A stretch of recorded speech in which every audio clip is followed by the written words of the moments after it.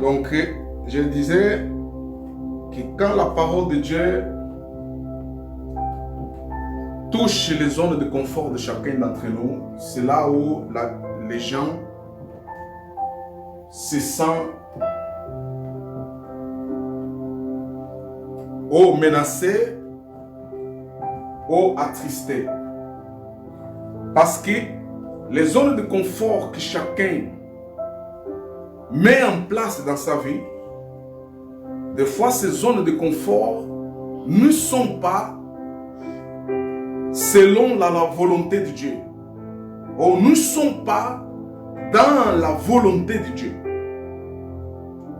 Je vous donne un exemple.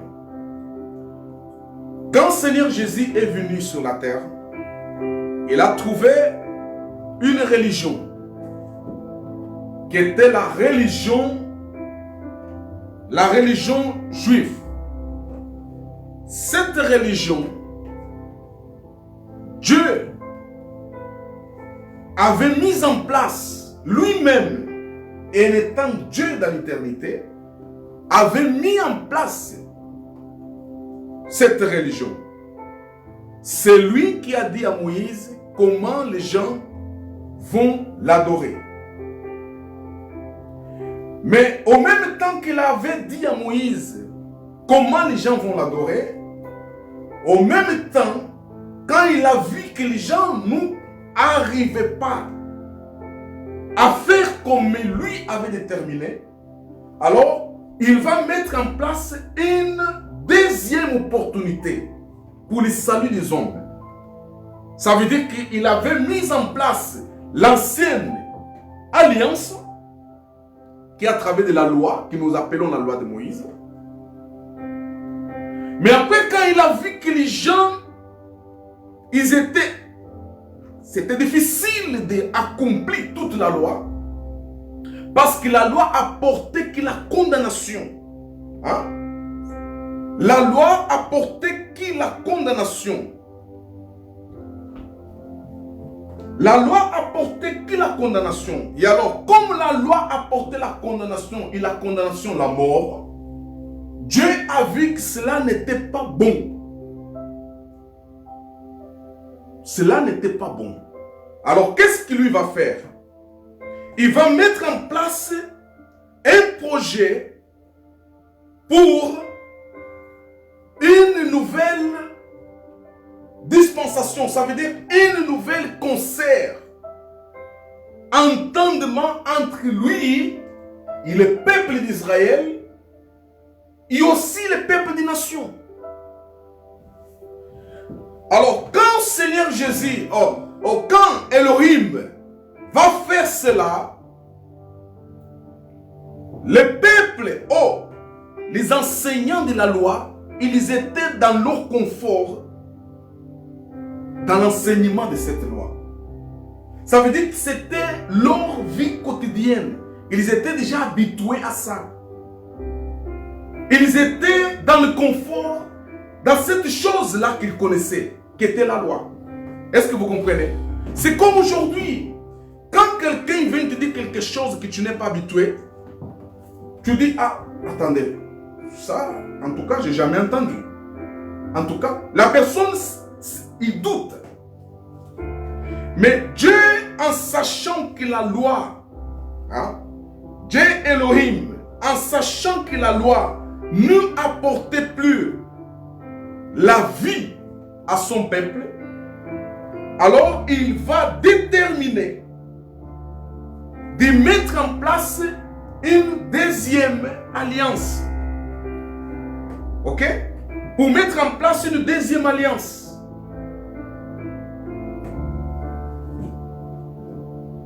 Hébreux chapitre 10, s'il vous plaît.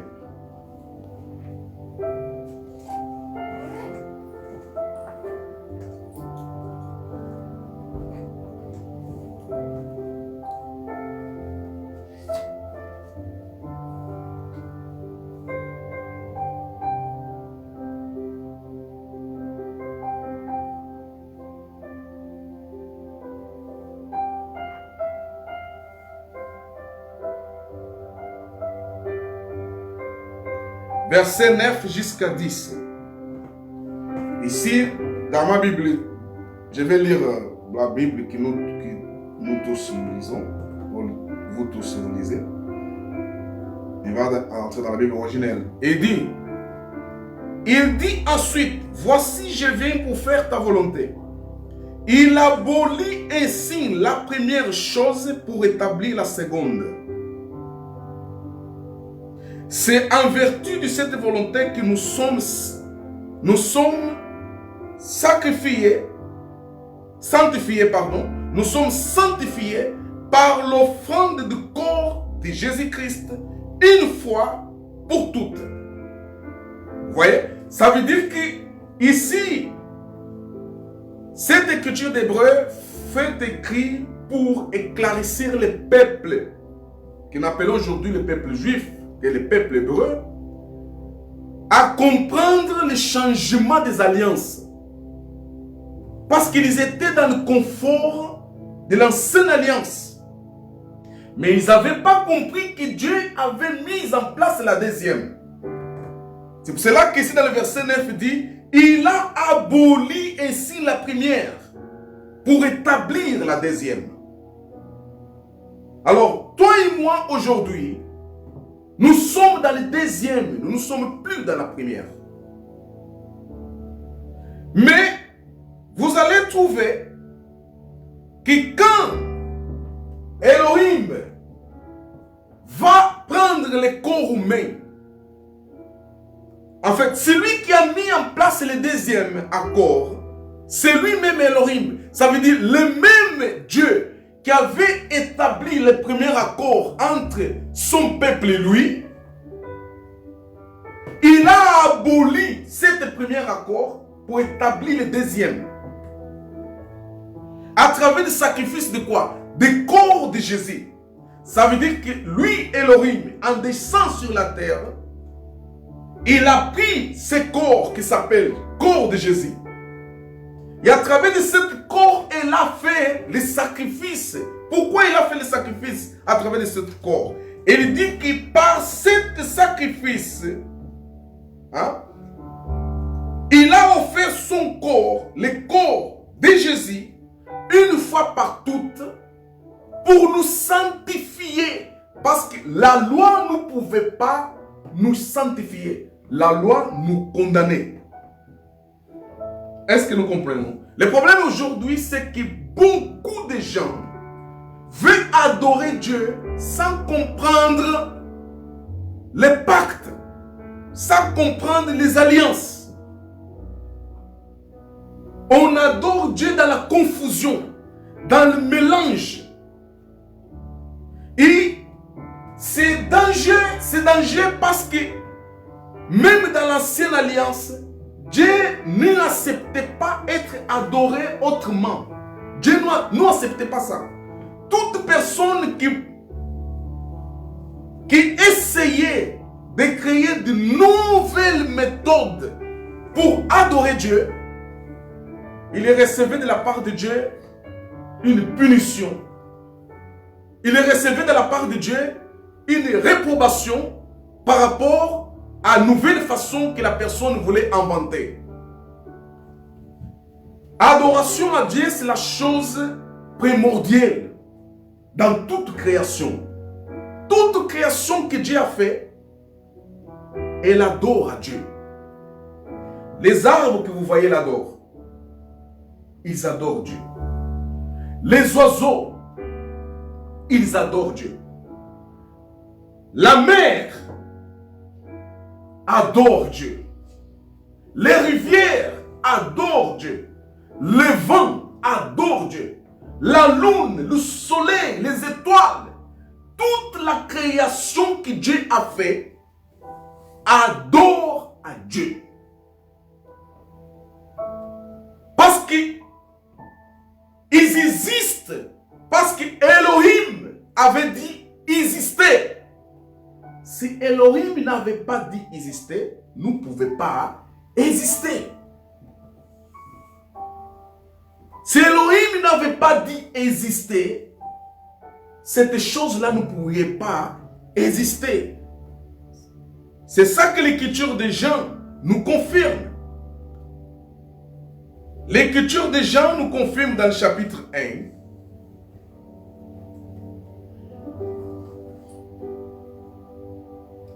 Verset 3. Il dit, toutes choses ont été faites par elle. Et rien de ce qui a été fait n'a été fait sans elle. Toutes choses, sans exception, toutes choses ont été faites par elle. Par elle qui? Par elle, la parole. C'est qui la parole? La parole, c'est Dieu. Elohim. Est-ce que nous comprenons? Dieu Elohim, c'est la parole. C'est par lui que toutes choses viennent à exister. Alors, vous me disiez, mais qu'est-ce qu'il est en train de parler là? Mais je vous confirme que Dieu Elohim est la parole. Dieu Elohim, c'est la parole.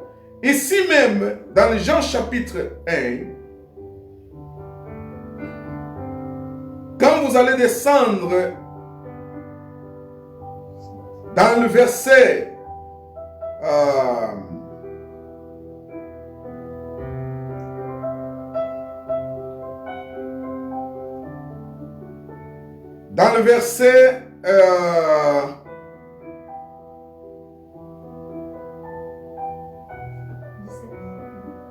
non.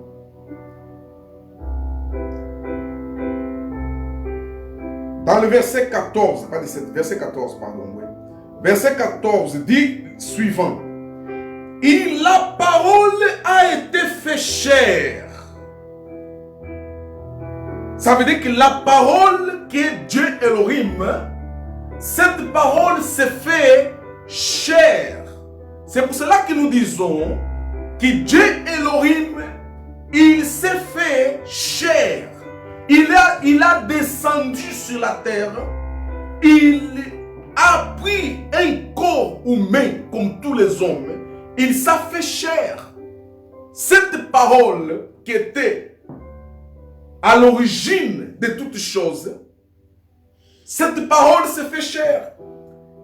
Il dit qu'elle a habité parmi nous.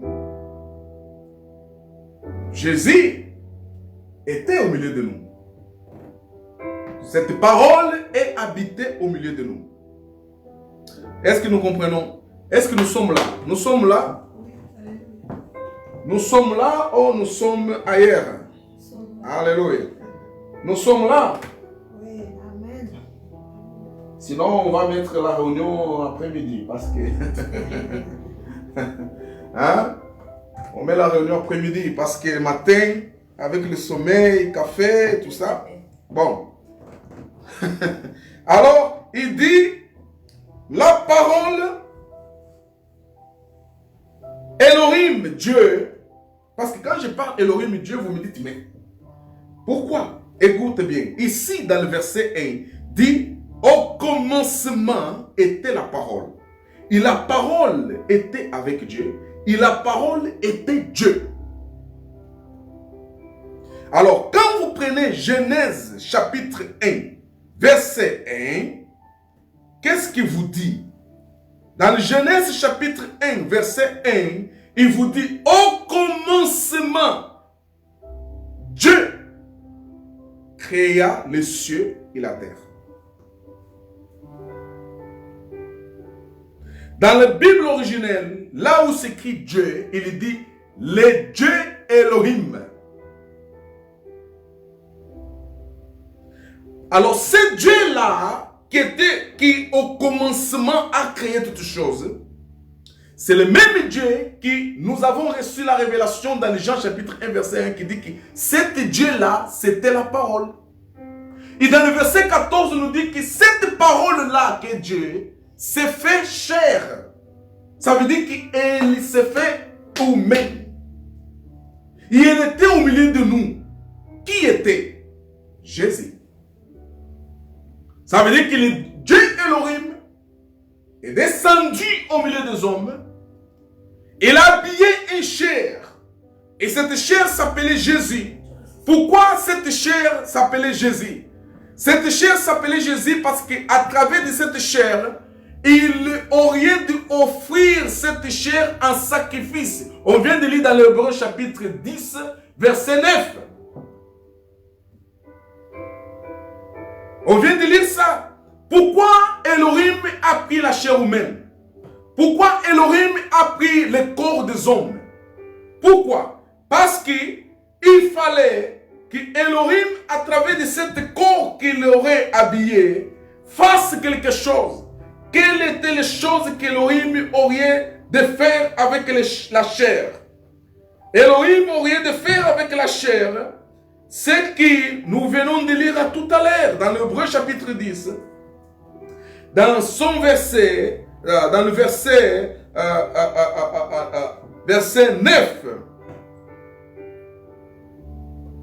Okay? Dans le verset 9, verset 10. Verset 10 dit, c'est en vertu de cette volonté que nous sommes sanctifiés par l'offrande du corps. Offrande du corps de Jésus. Est-ce que nous comprenons ça? À travers de l'offrande, il a habillé le corps humain afin d'offrir cet corps humain en sacrifice. Pourquoi sacrifice? Pour te sanctifier. Est-ce que nous comprenons? Pour te sanctifier. La sanctification, ce n'est pas ce qu'on entend aujourd'hui à gauche et à droite. Laissez de faire ça, c'est pas mal, laissez de faire des choses négatives. Mais ça ne veut pas dire que cela, ça veut dire la sanctification. Ok? Parce que dans la vie, il y a les gens qui nous adorent pas Dieu Elohim, qui ne nous font pas des choses négatives. On a des gens qui sont incrédules, qui méprisent Dieu Elohim, mais qui ne boivent pas de l'alcool, qui ne trompent pas leurs femmes, qui ne bagarrent pas dans la rue, qui ne volent pas, mais sont les gens corrects. Alors, on va dire que ces gens-là, parce qu'ils ne pratiquent pas ce genre de choses, sont les saints? Non. Nous ne sommes pas les saints. Pourquoi nous ne sommes pas les saints? Parce qu'ils ne sont pas lavés et purifiés par sacrifice du corps de Jésus à travers de son sang. Est-ce que nous comprenons? Alors la sainteté qu'aujourd'hui on attend beaucoup de pasteurs dans l'internet, quand vous écoutez sainteté, sainteté, sainteté, tu lui poses question, qu'est-ce que c'est sainteté? Oh, nous ne boivons pas dans l'alcool, oh, nous ne volons pas. Ils appellent ça la sainteté. Sainteté, c'est pas ça. Ça, on appelle abstinence. Abstinence. Est-ce que nous comprenons? Abstinence. Ça veut dire qu'il y a des gens qui moralement sont bien instruits chez eux, sont bien éduqués chez eux, qui savent que je ne peux pas voler quelque chose d'autrui. C'est mal voler. Et alors, il ne va pas voler. Alors, ça veut dire que parce qu'il ne vole pas, il est saint. Non, il n'est pas saint.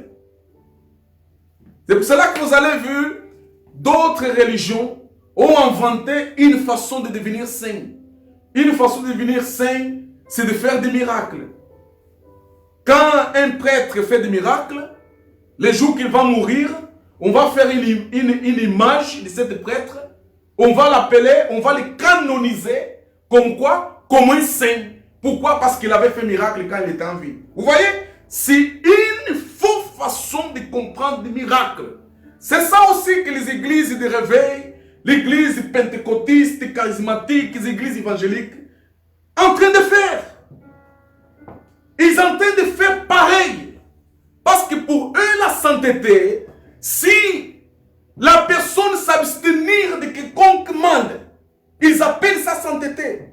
La sainteté, c'est pas ça. La sainteté, c'est bénéficier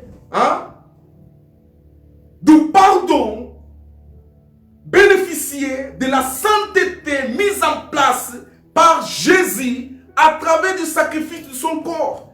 Je répète encore le verset.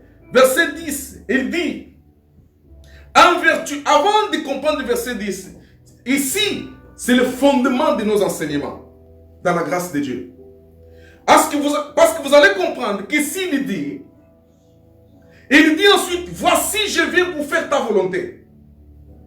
Je suis dans l'Hébreu chapitre 10, verset 9. Pour faire ta volonté. Il abolit, qui il, Dieu Elohim. Dieu Elohim, le créateur du ciel et de la terre, il va abolir le premier concert aux concertations qu'il avait fait avec les êtres humains, avec son peuple. Est-ce que nous comprenons?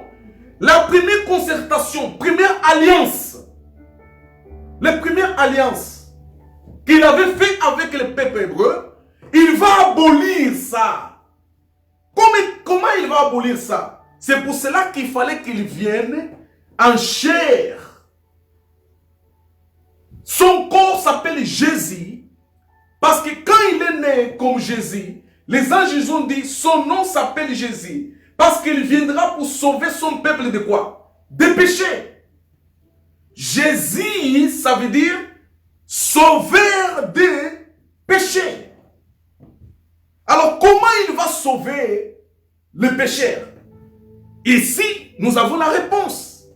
Il va sauver le pécheur à travers du sacrifice de son corps.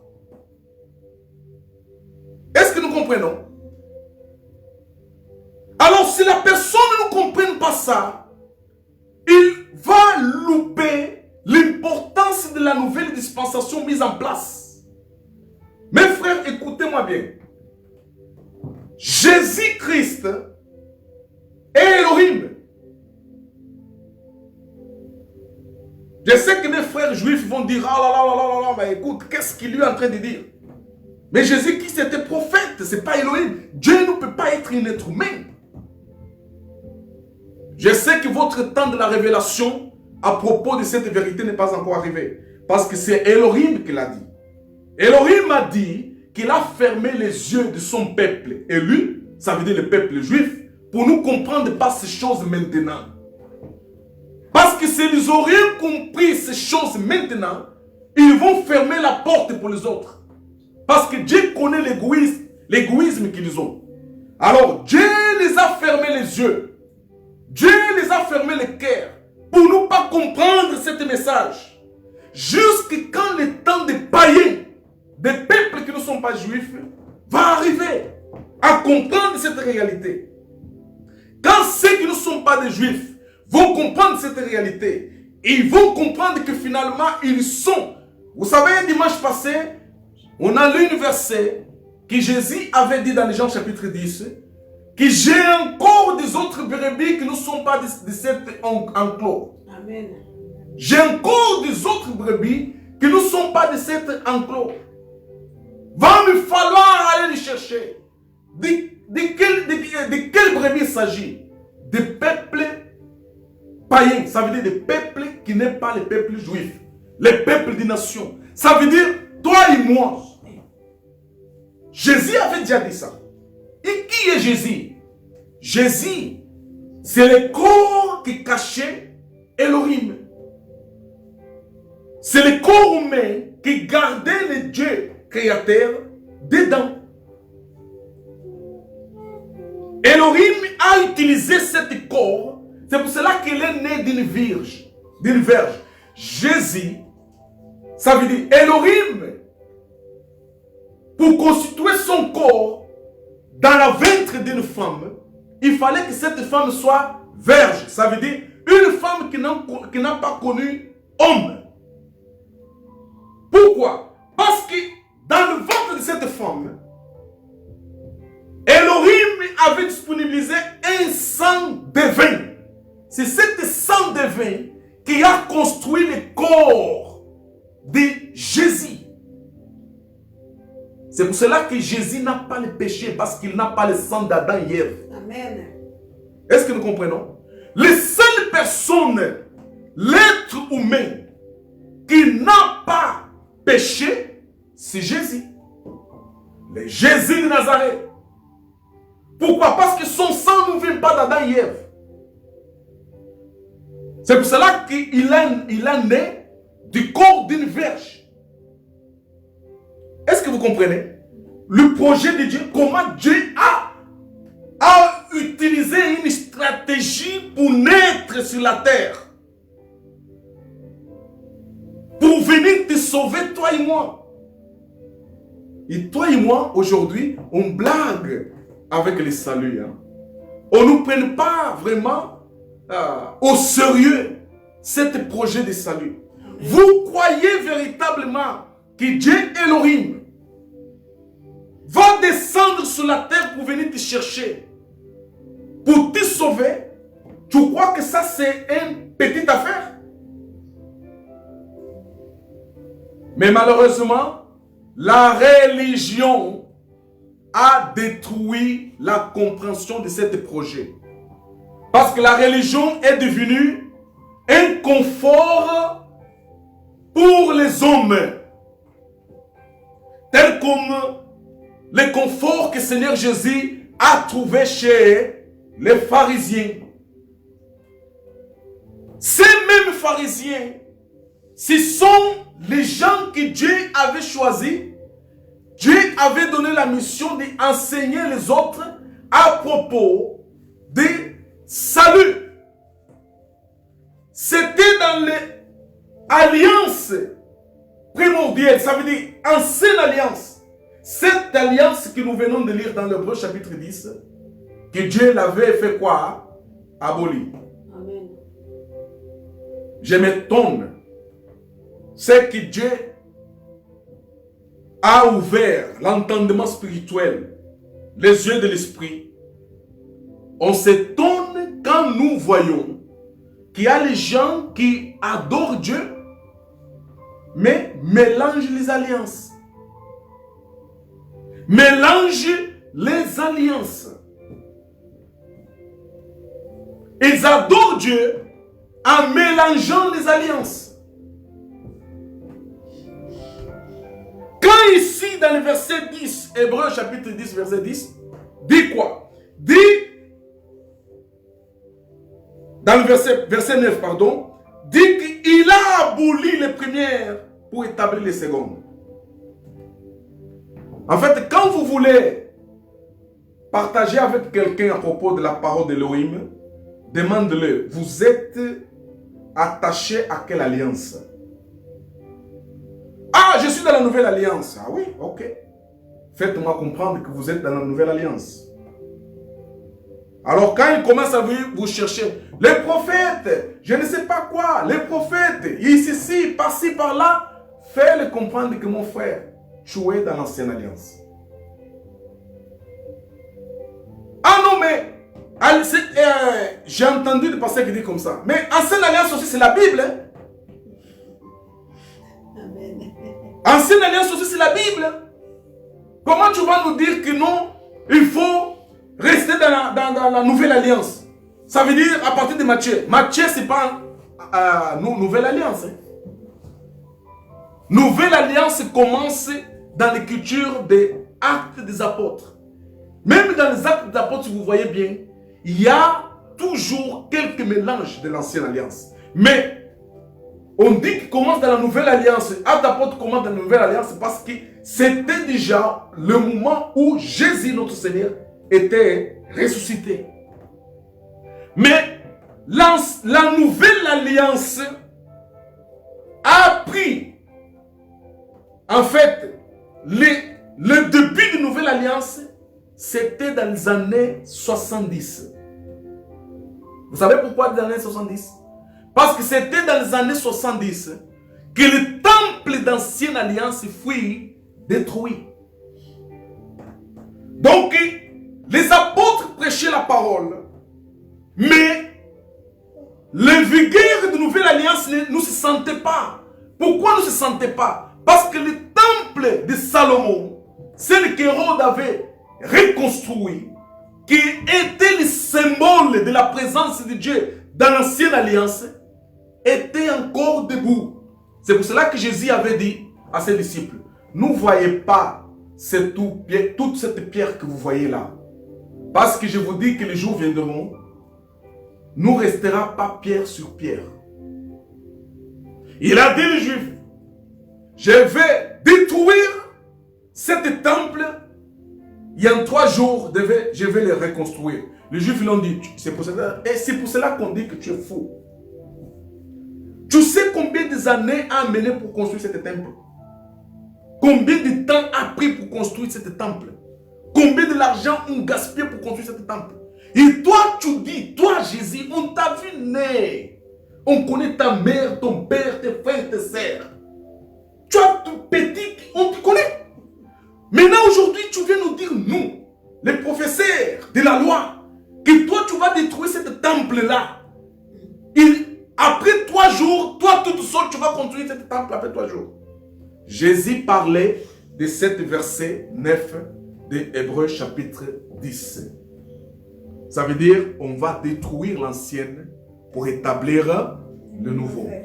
C'est ça que Jésus disait. Et eux, ils n'ont pas compris. Ils ont resté dans l'image. Mais ils n'ont pas compris la sens de ce que Jésus disait. C'est pour cela que je vous dis, Jésus, quand il parlait ça, c'était pour signaler qu'après la destruction de ce temple-là, de l'ancienne alliance, je vais rétablir maintenant le nouvel temple. Le nouvel temple, c'est qui? Vous savez le nouvel temple? Le temple de nouvelle alliance, c'est lequel? C'est toi et moi. Alléluia. Le temple de nouvelle alliance, nous ne sommes plus le mur. Le temple de nouvelle alliance, c'est toi et moi. Pourquoi? Parce que Dieu ne habite plus dans les maisons faites par les mains des hommes. Dieu habite maintenant en nous. Amen. À travers de son esprit, Dieu va habiter en nous. Et automatiquement, nous sommes transformés en temple de Dieu. Est-ce que vous me comprenez? Amen. Est-ce que vous me comprenez? Là, j'essaie de vous ramener à nouveau parce que chaque fois, nous enseignons des choses qui peuvent t'amener à se disloquer, à oublier notre fondement. Mais Seigneur nous demande de temps en temps vous ramener de nouveau à notre fondement. Est-ce que vous comprenez? Et ce que j'ai en train de vous transmettre là, c'est notre fondement. C'est le fondement des nouvelles alliances. Quand nous parlons de la grâce, c'est ça la grâce.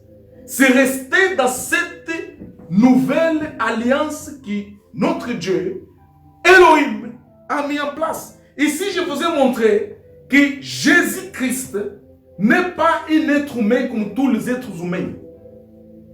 Ok? Il était homme à 100% parce qu'il avait la chair humaine, il mangeait comme nous. Mais cet corps humain cachait le Dieu Elohim. Cet Dieu qui était au commencement, qui était la parole. On vient de lire dans les gens que cet Dieu de commencement Elohim qui était la parole, il s'est fait chair. Il était au milieu de nous. Et on a vu que c'était qui? C'était Jésus. Est-ce que nous comprenons? Alors, ne pensez pas que vous perdez votre temps de venir écouter la parole ou d'adorer Elohim. La chair humaine, elle a une tendance d'amener la personne à se fatiguer très tôt. Pourquoi? Pourquoi la chair humaine fait ça? Pourquoi ta chair t'amène à vouloir se fatiguer très tôt? Parce que la chair humaine, il a en elle les envies. Ces envies de la chair humaine, c'est ces envies-là qui font qu'il lutte contre les envies de l'esprit en toi. Et cette dispute entre les envies de la chair et les envies de l'esprit crée le conflit. Et automatiquement, comme l'esprit de Dieu est en vous, et vous, c'est qui? Vous, c'est ton esprit humain que le Saint-Esprit va investir, mais tu es dans la chair.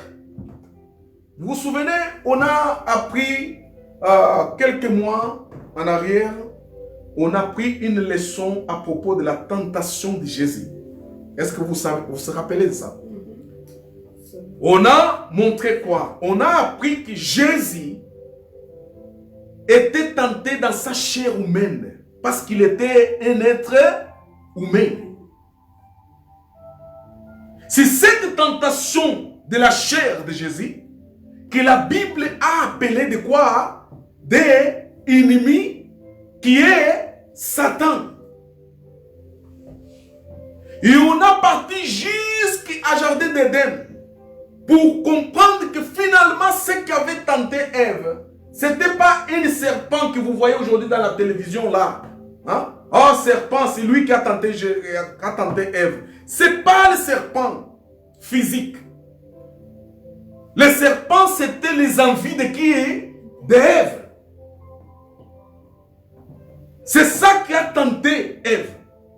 Et de même façon que ces envies ont tenté Ève et Adam, l'ont fait chuter dans le péché, ces mêmes envies ont voulu aussi tenter qui? Jésus. Parce que Jésus, c'est qui? Jésus, c'est le deuxième Adam. Alors, ce qui s'est passé avec le premier Adam, il fallait qu'il se répète avec le deuxième qui? Deuxième Adam.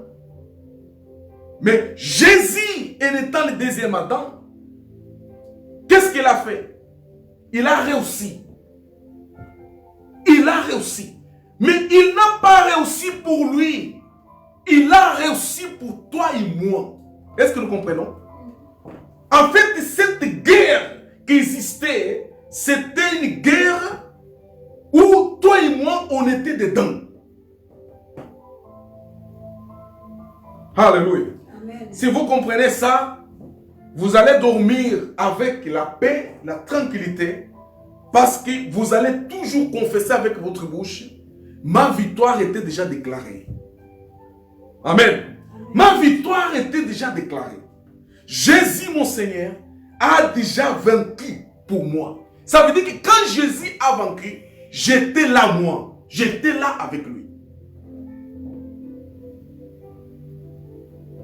Alors tu me disais, mais pasteur, alors si Jésus a vaincu, pourquoi nous avons de foi, de problèmes? Parce que tu es encore dans le corps humain. Rappelle-toi que quand Jésus était dans le corps humain, il a subi aussi quoi? Des difficultés. Amen. Il a eu faim. Ce n'est pas tout le monde qui l'aimait. Il était persécuté. L'ont crucifié. Amen. Alors toi, qui es son disciple à lui, tu veux avoir une vie différente que lui? Tu ne peux pas avoir une vie différente que ton maître. Mais nous avons encore l'avantage parce que notre maître Jésus, quand il a vaincu pour nous. Ça veut dire que quand nous sommes dans les difficultés, dans le pétrin, nous allons se rappeler dans notre esprit que Jésus, notre Seigneur, a vaincu. Et nous allons invoquer cette victoire de Jésus dans nos vies. C'est cette victoire que nous avons. C'est ce bénéfice, c'est ce privilège que chacun d'entre nous a dans sa vie. Alléluia. Est-ce que nous comprenons? Est-ce que nous comprenons? Oui. Alors, il y a une bataille. Vous allez être tourmenté par votre chair. Ta chair va te tourmenter. Parce que tu n'es pas encore libre de ta chair. Ok? Tu n'es pas encore libre de ta chair. Galates, chapitre 5. Alléluia. Galates, chapitre 5. Afin que vous compreniez ce qu'on est en train de parler. Est-ce que vous êtes vraiment attentifs? Est-ce que vous comprenez ce qu'on parle, ce qu'on dit ici? Galates, chapitre 5. Et je vais lire verset... Alléluia, alléluia. Verset 17, dit suivant. Car la chair a des désirs au contraire à ceux de l'esprit. Et l'esprit en a au contraire, ça veut dire l'esprit a aussi les désirs qui sont au contraire à celles de la chair. Et après il dit, il s'oppose entre les deux. C'est là où il y a la guerre, la bataille. Ouais, c'est les batailles là que nous voyons beaucoup de pasteurs prêcher aujourd'hui dans nos églises. Bataille spirituelle, guerre spirituelle, guerre. La guerre est là. La guerre est là. Il dit qu'entre les deux désirs, de la chair et de l'esprit, il y a quoi? Les deux s'opposent. Cet mot opposition, en grec, s'appelle diabolos. Et en hébreu, on appelle Satan. Est-ce que vous comprenez? Le mot opposé là, ça veut dire que la chair est Satan de l'esprit. La chair, le désir de la chair est diabolos de l'esprit. Ça veut dire que le diable que les gens cherchent comme un être que l'église a fait. Hier, j'ai vu quelqu'un qui a posté sur son Facebook, sur Internet.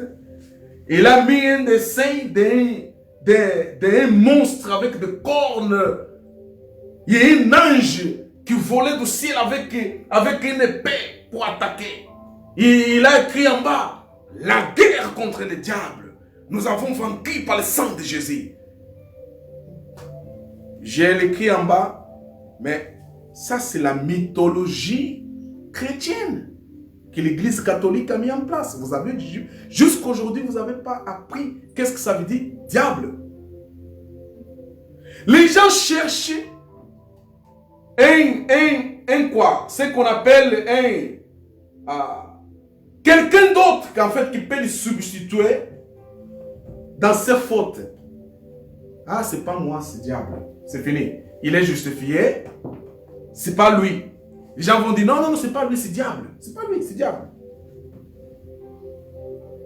Vous voyez? Et les gens se cachent derrière ça. Non, c'est pas moi, c'est diable. Jahweh laisse tomber, c'est diable qui a fait, c'est pas lui.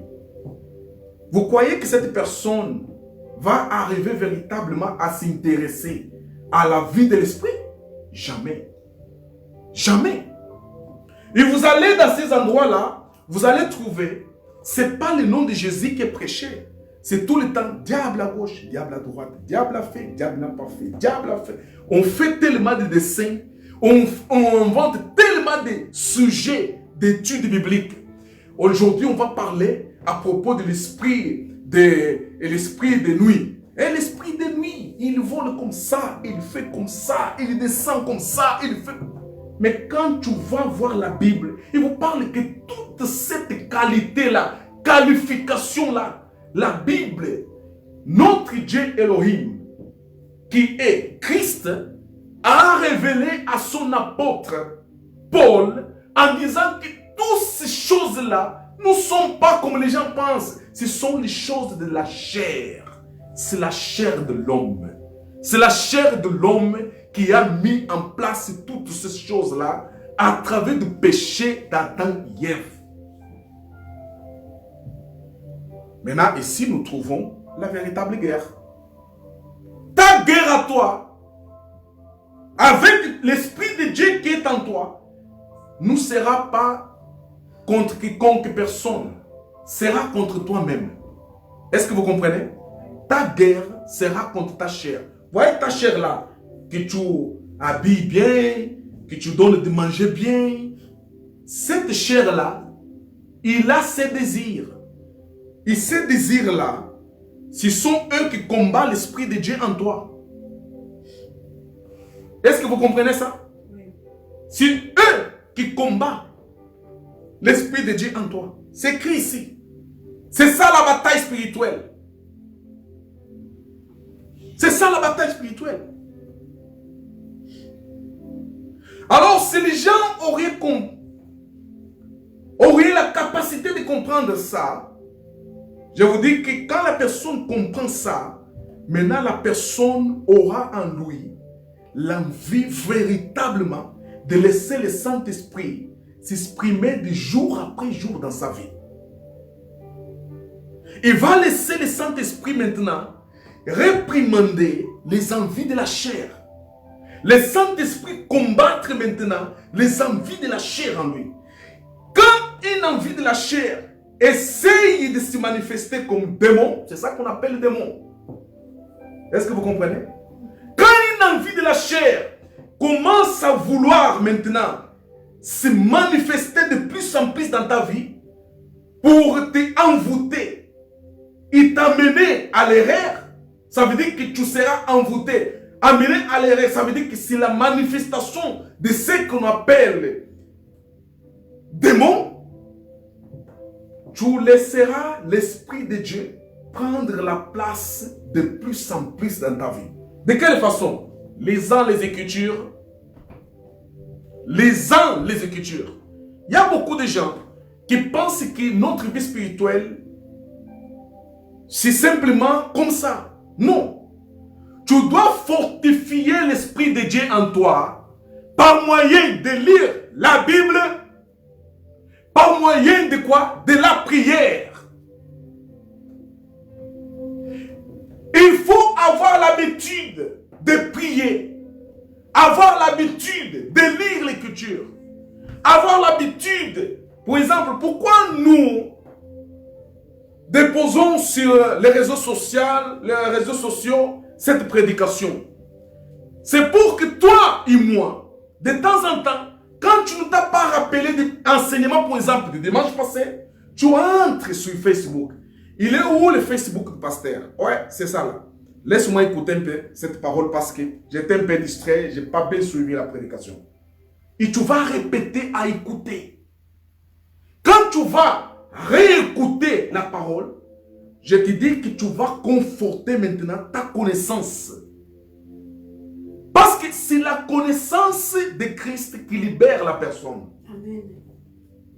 Quand la personne n'a pas la connaissance véritablement de la parole de Christ, ne peut pas être libéré. J'ai entendu quelqu'un dire, sortons de la Bible. Sortons de la Bible. Il faut qu'on commence maintenant à chercher Dieu spirituellement sans besoin de la Bible. Je vous dis, si vous entendez une personne vous dire ça, c'est une personne dangereuse. Ça veut dire que c'est une personne qui aime que les gens restent dans l'ignorance des Écritures. Parce que lui-même, Seigneur, il avait dit les Juifs, vous commettez des erreurs parce que vous ne connaissez pas les Écritures. Allez consulter les Écritures et vous allez trouver que c'est de moi qu'elle parle. C'est en consultant les Écritures que nous restons veillés et que nous posons de bonnes bases dans la foi.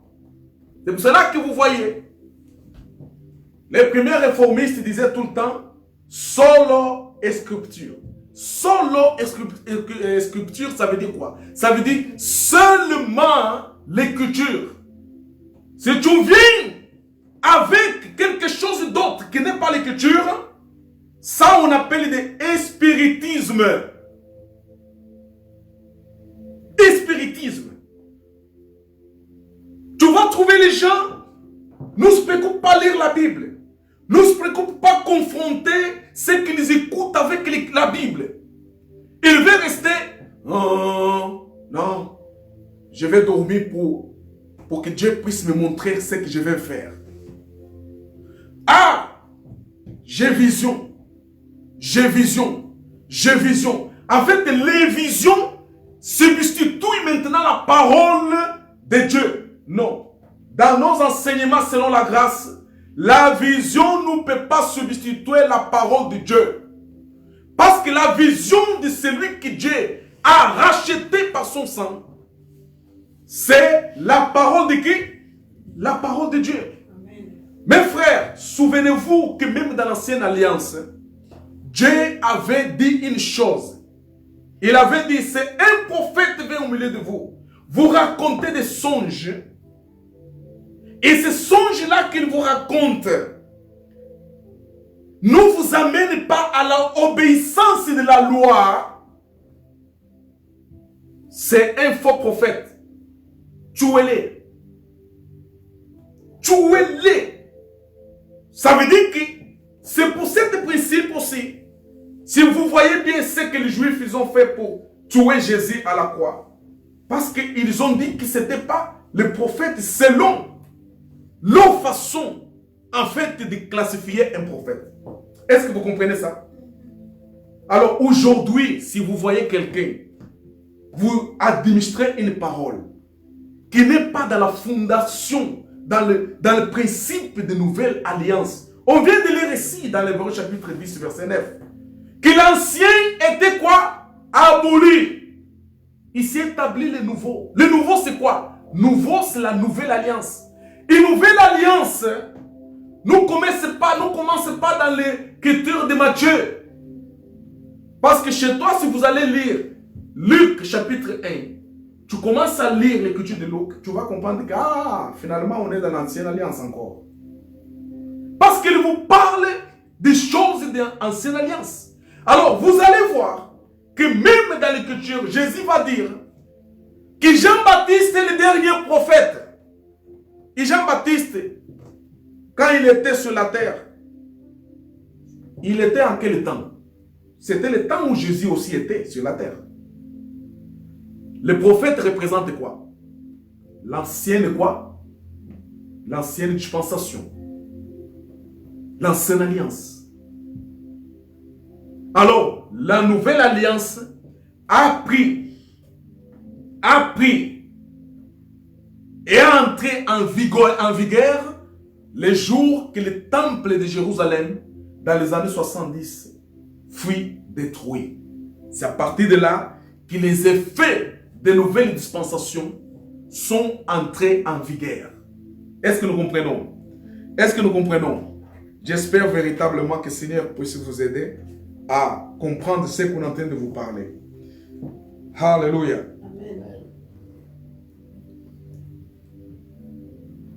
Alors, c'est pour cette raison que, quand vous comprenez tout ça qu'on vient de dire ici, vous allez comprendre que les gens qui n'ont pas compris ça, ils sont encore dans les zones de confort.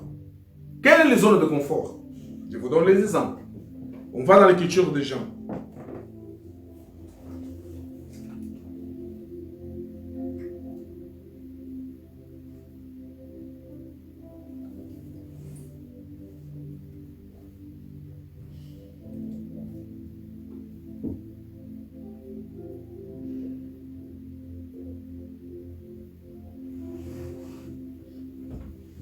Jean chapitre 7 d'abord.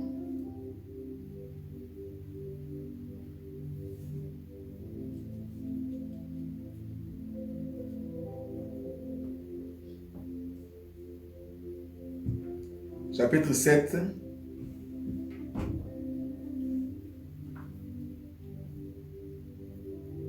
Verset 32 jusqu'à verset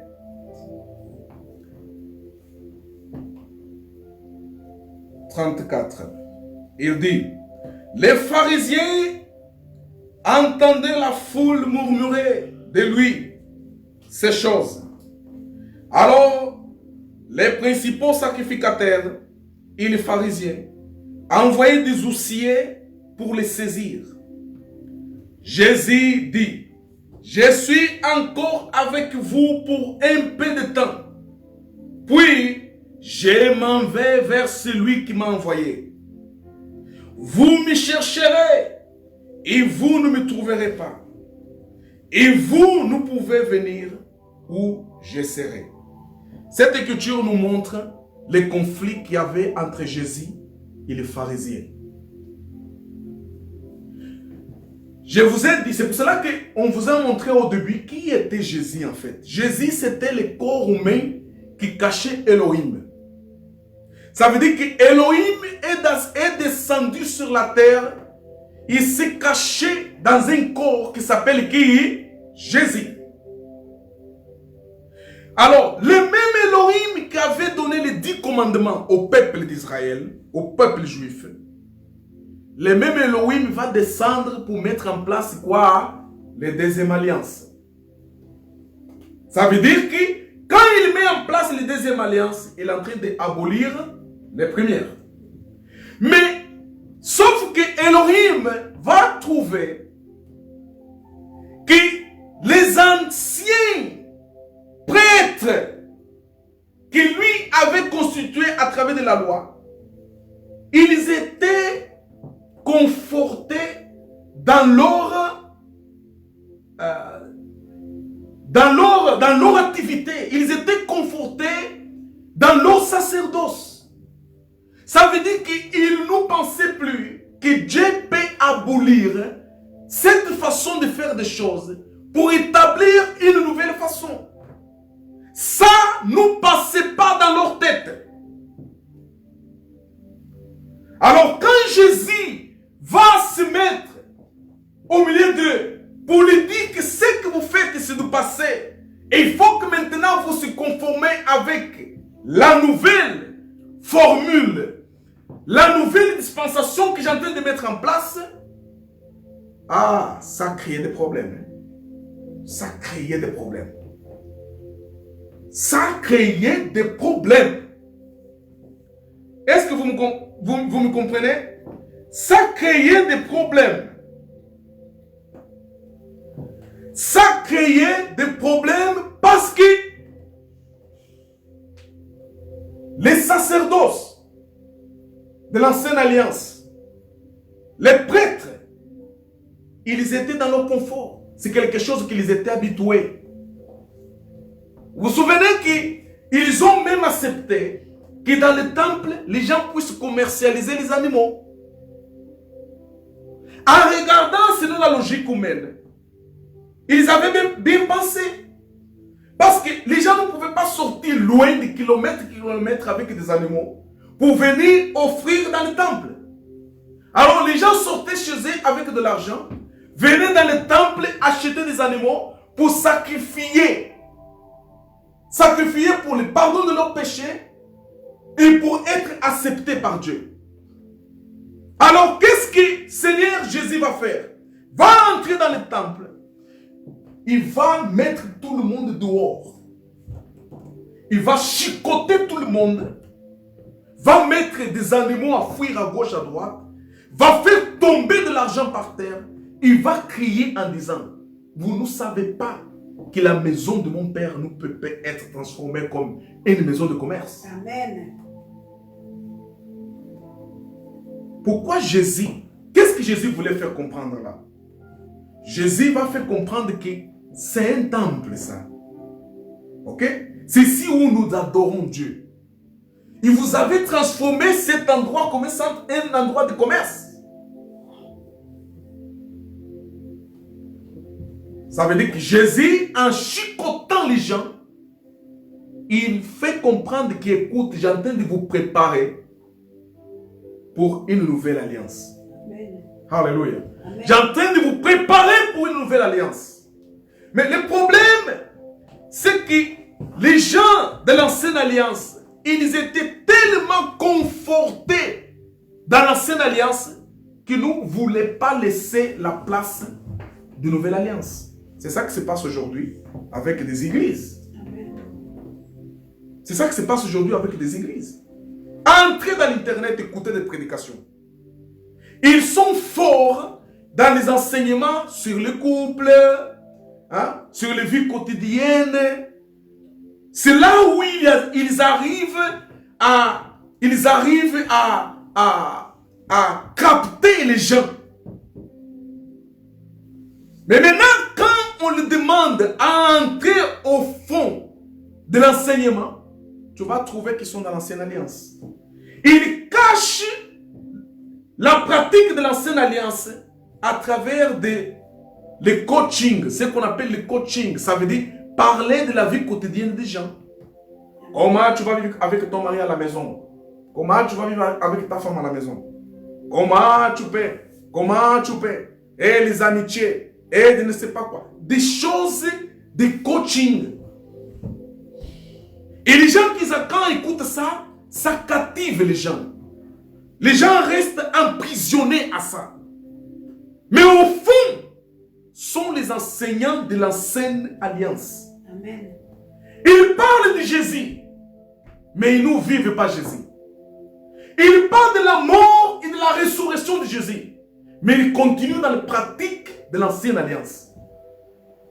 C'est ça la mission que c'est que Dieu a appelé, il a ouvert les yeux de l'entendement qui sont dans la nouvelle dispensation de la grâce, ont comme mission de transmettre aux autres cette vérité de la grâce pour le faire sortir dans leur confort. Sera pas facile. Ça ne sera pas facile. Faire sortir une personne dans son confort, ça c'est pas facile. Parce que c'est quelque chose qu'elle a déjà habitué. Il est déjà enraciné. Est-ce que vous comprenez? Il est déjà enraciné dans ce genre de comportement. Comme il est déjà enraciné dans ce comportement, il ne va pas accepter une nouvelle enseignement à propos ou qui va contre les habitudes qu'elle a déjà acquises dans la religion. On va gêner. Il a déjà habitué ça. Il a déjà habitué ça. On va gêner pour obliger Dieu à faire quelque chose dans la vie des gens. Maintenant, si tu lui dis que le problème, ce n'est pas gêner. Le problème, c'est est-ce que toi, tu crois ce que Dieu t'a promis? Je crois. Alors, si tu crois, pourquoi tu fais des sacrifices pour ça? Si Jésus a déjà fait des sacrifices pour ça. Parce qu'on a lu dans l'écriture de Hébreux chapitre 10, verset 10. Il dit qu'il a fait sacrifice une fois pour toutes. Amen. Ça veut dire que le sacrifice que Jésus a fait est complet. Dieu ne te demande pas un autre sacrifice. Il te demande simplement de croire au sacrifice que Jésus a fait pour toi. C'est ça que nous appelons la foi. C'est ça que nous appelons la foi. Quand une personne ne croit pas que Seigneur Jésus-Christ a fait sacrifice pour lui, et encore cherche à faire par lui-même d'autres sacrifices pour obliger Dieu à faire quelque chose dans sa vie, ça veut dire que c'est une personne qui ne croit pas en Jésus. Mais vous allez trouver que ces gens-là, ils parlent qu'ils croient en Jésus. Et ce qui fait croire aux gens qu'eux, ils ont la foi en Jésus, c'est peut-être sont des miracles qu'ils font dans leurs églises. Des spectacles qu'ils font dans leurs églises. Faire tomber des gens, toucher dans la tête, la personne tombe, faire... vous voyez? Ça laisse encore les gens bouche bée, voir une personne qui est touchée et qui est tombée par terre. Mais quand cette personne se met debout, c'est une véritable ignorante ou ignorant. Ignorant de quoi? Ignorant de Jésus. Ou ignorante de Jésus. Il ne sait pas ce qu'il adore. Tel comme la femme samaritaine que Jésus avait dit, vous ne savez pas ce que vous adorez. C'est ça qui se passe aujourd'hui. Alors nous, dans la grâce de Dieu, le Seigneur nous a donné cette chance, cette opportunité de comprendre ces principes. Vous et moi, on était aussi dans cette ancienne école. On vient de cette ancienne école. Pourquoi? Parce qu'il fallait passer par là. Afin que vous puissiez discerner la grâce, il fallait passer par l'ancienne école. L'école de l'égalisme et de la loi. C'est pour cela qu'étant aujourd'hui dans la grâce, tu es capable de discerner ce qu'on est en train de parler. Et quand vous sortez d'ici, vous allez trouver les autres qui disent que oui, nous aussi on va à l'église. Pose les questions, tu vas à l'église faire quoi? Oh, je vais adorer Dieu. Quel Dieu tu adores? De l'ancienne alliance ou de nouvelle? Oh, mais comment tu me poses question de l'ancienne alliance ou de nouvelle? Tout est Dieu. À partir de là, tu comprends que tu es devant un ignorant. Tu es devant un ignorant qui ne sait pas quel Dieu il est en train d'adorer. Est-ce que nous comprenons? Oui. Alléluia. Amen. Seigneur Jésus, Seigneur Jésus, Seigneur Jésus, Seigneur Jésus. Seigneur Jésus, pour terminer, le confort de l'ancienne alliance est dangereux. Parce que les gens qui sont dans le confort de l'ancienne alliance, ils ne comprennent pas ce qu'on vient de parler ici. Ils ne comprennent pas cette nouvelle dispensation. Ils ne connaissent pas, ils ne comprennent pas le poids de cette nouvelle dispensation. Est-ce que nous comprenons? Et ils ne comprennent pas ça. Ils ne comprennent pas ça. Malheureusement, comme Paul a dit, le voile de la loi est sur leurs yeux. Il les empêche de voir la lumière de la gloire. Ça veut dire que cette voile de l'ancienne alliance, c'est quoi? C'est quand la personne ne comprenne pas ce qu'on vient de dire ici. Quand la personne ne comprenne pas que Dieu a déjà aboli l'ancienne alliance et établi la nouvelle.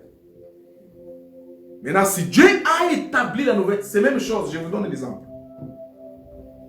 Voyez par exemple cette maison. Quand nous entrons de la porte principale, on fait le tour et on entre pas ici. On va faire ça une année. Une année, tout le monde n'entre pas ici. N'entre pas ici. Et après un jour, le propriétaire de la maison va dire, mais bon, ok, on va fermer cette porte, on va ouvrir là-bas. On ferme ici et on dit, personne n'entre pas ici, tout le monde n'entre pas là. Et quand tu vas entrer dans la porte principale, au lieu d'entrer dans la porte qui est ouverte, tu vas venir ici. Et tu vas rester là debout, en attendant que personne t'ouvre. Le temps que tu as fait en restant là debout, tu as perdu quoi? Le temps. Quelqu'un te dit, qu'est-ce que tu fais là derrière la porte? Non, j'attends pour ouvrir, pour entrer, mais la porte est fermée. Ah ouais, mais pourquoi? Ah non, mais parce que je suis habitué à entrer pour cette porte. Non, mais cette porte est déjà fermée. Entrer par l'autre là au fond, qui est ouvert. Ah ouais? Ah, je ne savais pas. Ça veut dire que j'ai en train de vous donner un exemple de quoi? Exemple de ancienne alliance et nouvelle alliance. Amen. La religion est en train de tromper beaucoup de monde. Jésus, notre Seigneur, avait dit, la porte étroite, il n'y a que moins de gens qui trouvent cette porte. Amen. La porte étroite, c'est la nouvelle alliance. Il a dit, la large, oh, beaucoup trouvent et beaucoup vont par là. Alléluia. La large, c'est quoi? C'est l'ancienne alliance. L'ancienne alliance donne le moyen au pasteur d'exploiter comme il faut le peuple. Et oui, parce que l'ancienne alliance, il a des méthodes. L'ancienne alliance, il a des aspects qui emprisonnent les gens. Est-ce que nous comprenons? Emprisonnent les gens. C'est pas pour rien qu'apôtre Paul avait reproché l'église de Galates. Je vais lire vite. Alléluia. Galates, chapitre 3, verset 1, dit, ô Galates dépourvus de sens, qui vous a fasciné, vous, aux yeux de qui Jésus-Christ a été bien comme crucifié? Voici seulement ce que je vais apprendre de vous. Est-ce que par les œuvres de la loi que vous avez reçu l'esprit ou par la prédication de la foi? Apôtre Paul pose question.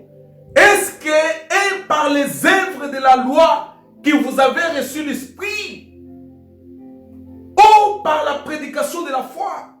Qu'est-ce que c'est la prédication de la foi, mes frères? La prédication de la foi, c'est croire au sacrifice du Seigneur Jésus à la croix pour toi. La prédication de la foi, c'est croire que Dieu a établi une nouvelle dispensation, une nouvelle alliance entre lui et toi. Maintenant, il faut se poser la question, comment me comporter dans une nouvelle alliance? Dans la nouvelle alliance, on marche comment? Dans la nouvelle alliance, comment on fait les choses? Dans la nouvelle alliance, comment on se comporte devant Dieu? Ça, c'est une question que la religion et les religieux d'aujourd'hui, de l'évangile de contrefaçon des livres choix, nous enseignent pas le peuple de Dieu. Est-ce que vous comprenez ça? C'est un grand problème que nous avons dans nos jours. Un problème que nous avons dans nos jours. Et c'est ça qu'apôtre Paul est en train de lamenter ici. Pourquoi apôtre Paul lamente? Parce que les frères de Galates se sont laissés persuader par les frères qui venaient de Jérusalem, dans l'église où était Jacques, où était Pierre. Dans l'église de Jacques et Pierre, comme Jésus, notre Seigneur, les avait confié l'évangile de la loi pour prêcher aux Juifs, alors il descendait aux Galates pour dire les Galates que vous aussi, si vous voulez être sauvés, ce n'était plus croire en Jésus. Il disait les Galates, ce que Paul vous enseigne est faux. Si vous voulez être sauvés, il faut être circoncisé. Il faut que vous pratiquiez la loi. Est-ce que vous comprenez ça? Il faut pratiquer la loi. Si vous n'allez pas pratiquer la loi, vous n'allez pas être sauvés. Alors, les frères, ils étaient déstabilisés. Ils disaient, mais le fait qu'il nous dit ça, il vient d'apôtre Pierre, non? Oui. Mais nous connaissons que Pierre, c'est celui qui a marché avec Jésus. Pierre, c'est celui qui a marché sur les eaux. Pierre, c'est celui qui... Oh là là là là là là. Alors, l'autorité d'apôtre Pierre, il prenait sur l'autorité d'apôtre Paul. Pourquoi? Parce que tous les gens savaient que Pierre a marché avec qui? Avec Jésus. Pierre a marché avec Jésus. C'est pour cette raison que l'apôtre Paul va dire, c'est un jour nous avons connu le Seigneur charnellement. Aujourd'hui, on ne connaît plus de cette façon. Pourquoi de cette façon? Parce que maintenant, nous prêchons Jésus ressuscité. Amen. On ne prêche plus Jésus qui a marché à Galilée. On prêche Jésus le Christ. C'est pour cela que Paul, dans son message, disait tout le temps, je prêche Jésus le Christ. Et Paul prêchait Jésus le Christ quand Pierre, il prêchait Jésus de Nazareth. Pierre prêchait Jésus de Nazareth parce que Pierre a marché avec Jésus de Nazareth. Pierre a mangé avec Jésus de Nazareth. Pierre avait expérience avec Jésus de Nazareth. Mais Paul, il a connu Jésus ressuscité. C'est le même Jésus dans les Actes chapitre 9 qui s'est rencontré avec lui dans le chemin de quoi? De Damas. Amen. Paul a vu une lumière comme soleil. Il a tombé par terre. Il est resté aveugle. Il a posé question. Qui vous êtes, Seigneur? Jésus a répondu, moi, c'est Jésus à qui tu persécutes. Amen. C'est cet Jésus-là qu'apôtre Paul a prêché. Le ressuscité. Il n'a pas prêché Jésus de Galilée. Il a prêché Jésus ressuscité. Jésus ressuscité, c'est le Jésus de nouvelle alliance. Parce que le ressuscité, c'est le Christ. Ça veut dire, Elohim, qui avait habillé la chair humaine, a pris décision d'entrer à nouveau au ciel. Mais pour que les disciples restent avec la foi, il va monter au ciel avec la chair quoi? Humaine. Est-ce que vous comprenez? C'est pour cela que quand vous lisez la Bible, c'est écrit qu'il est assis à droite de la gloire. Ça veut dire que le corps de Jésus est assis à droite de qui? De Elohim. Ça veut dire que c'est comme mes habits comme tes habits. Quand la réunion va finir, tu vas entrer chez toi. Tu vas t'habiller maintenant les habits de confort pour rester chez toi calme. Tu vas faire quoi? Tu vas enlever ces habits, tu vas faire où? Tu vas garder. C'est ça qui se passe avec Jésus. C'est ça qui se passe avec Elohim. Ça veut dire qu'il a pris les habits de Jésus. Ça veut dire le corps de Jésus. Il l'a mis à ses droites. Alléluia. Amen. Alléluia. Alléluia, alléluia, alléluia. Je termine par ici. Je prie à Seigneur Tout-Puissant qui puisse vous aider véritablement à avoir discernement de la parole qui vous entendez tous les jours. Nous venons ici pour écouter encore la loi. Nous ne venons pas ici pour écouter encore les choses confortantes de l'ancienne alliance. Vous croyez que l'ancienne alliance n'avait pas le confort? Il avait. Raison par laquelle les Juifs ont persécuté qui? Jésus. Raison par laquelle, quand ils ont demandé entre Jésus et Barabbas, à qui je dois laisser? Ils ont dit Barabbas, Barabbas. Et lui, Jésus, j'ai fait quoi? Crucifié, crucifié, crucifié. Qu'est-ce que Jésus les avait fait pour qu'eux, ils puissent prendre la décision de le crucifier? Et c'était pour accomplir les Écritures. Il ne pouvait pas faire autrement. Il fallait qu'il parle ce que lui-même avait décidé à propos de cet corps qui s'appelle Jésus. Amen. Ça veut dire que le corps de Jésus, il fallait qu'il soit crucifié à la croix pour le pardon de tes péchés et de mes péchés. Amen. Le corps de Jésus doit être crucifié afin de te sanctifier. Il m'est sanctifié. Mes frères, quand vous entendez de sainteté, la sainteté, c'est un état spirituel que Dieu t'impose. Parce que tu es son fils, il t'impose. Ok? Donc, c'est comme des fois les parents font ça avec ses enfants. Ils font ça. Non, non, non, non, non. Papa, je vais... Non. Ah, mais papa, non. Parce qu'il a déterminé que toi, tu dois être ça. Point. Et c'est un jour, tu loupes, tu vas dire, wow, mon papa avait raison. Il s'est tard. Vous voyez, la sainteté, c'est ça. Dieu t'a sauvé, m'a sauvé. Il a pris décision. Je ne vais pas savoir si tu vas commettre des erreurs. Chaque erreur que tu vas faire, je vais te chicoter.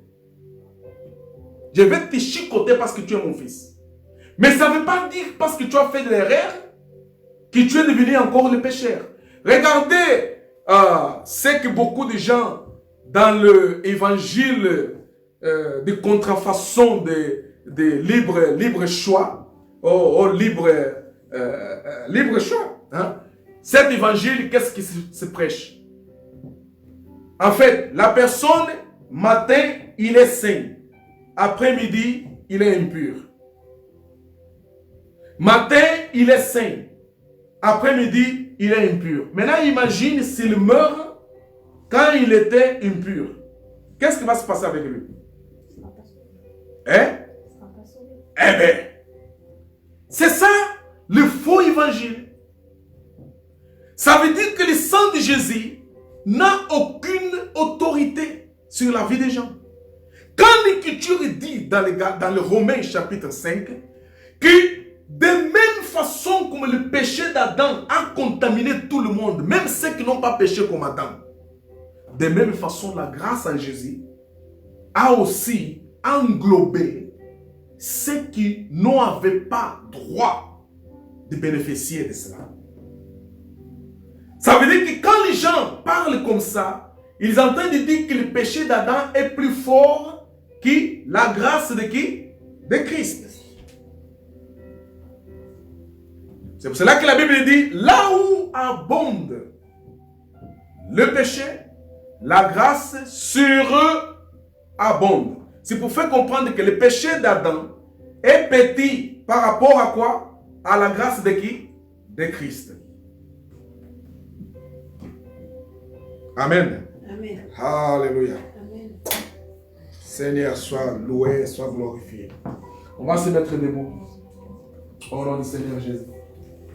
Parce que j'aimerais qu'à la fin, chacun qui a une question à poser, alléluia, alléluia, puisse poser au nom du Seigneur Jésus. Alléluia, alléluia, alléluia, alléluia. Parle avec Seigneur ton Dieu. Parle avec Seigneur ton Dieu. Parle avec lui. Véritablement. Fais-le comprendre que Seigneur, j'ai pris vraiment la décision que tu as permis que je puisse prendre. Parce que notre décision ne vient pas de nos émotions. Mais nos décisions viennent parce que Dieu avait déterminé cette décision dans nos esprits. Amen. Amen. Alors, dites à Seigneur, Seigneur, ne me laisse pas dévier de ta grâce. Faites-moi demeurer dans ta grâce. Et ne me laisse pas tromper par l'évangile de la loi, l'évangile de cet libre choix qu'aujourd'hui est prêché à gauche et à droite, qui est la porte large. Mais capacite-moi à travers le Saint-Esprit à rester confiante dans l'œuvre de la croix que tu as fait pour moi. Amen. Dans cet amour que tu as mis en pratique en acceptant de mourir, offrir ton corps pour mon salut. Amen. Alléluia. Amen. Amen. On va prier ça au nom du Seigneur Jésus. Alléluia, alléluia, alléluia. Alléluia. Prions, prions Seigneur. Prions Seigneur, prions Seigneur. Alléluia, alléluia, alléluia, alléluia, alléluia. Alléluia, alléluia, alléluia, alléluia, alléluia. Alléluia. Père Tout-Puissant, nous te remercions. Nous te remercions, Seigneur. Faites-nous demeurer, faites-nous rester fermes dans cette grâce. Merci, Seigneur, de nous avoir donné l'opportunité de nous appeler, Seigneur, dans cette nouvelle dispensation. Et de nous avoir fait bénéficier de l'œuvre de la croix. Merci, Seigneur Jésus. Merci, Seigneur Jésus. Alléluia, alléluia. Alléluia, alléluia, alléluia, alléluia. Alléluia, alléluia. Alléluia. Bon. Alléluia. Oh Père, ton amour est plus fort que l'amour. Ton amour est plus fort que la mort, Seigneur. Alléluia, alléluia.